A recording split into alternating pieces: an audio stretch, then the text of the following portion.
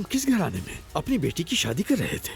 वो लोग तो बहुत ही बदनाम निकले। इस सबसे असलान का कोई ताल्लुक नहीं है भाई। मैंने तुम्हें सड़क से नहीं उठाया। मेरी बेटी उस खानदान में कभी नहीं जाएगी। आप मेरी जिंदगी के हर मैटर में इंटरफेयर नहीं कर सकते। अब्दुल्ला बाबा की कोई खबर?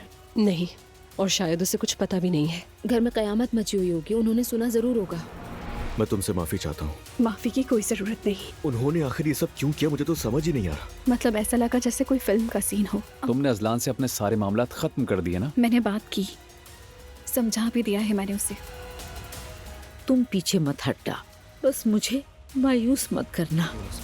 मेरे पेरेंट्स ने तो इनकार कर दिया है, सिर्फ शादी के लिए ही नहीं, बिजनेस भी खत्म करने वाले हैं असलान।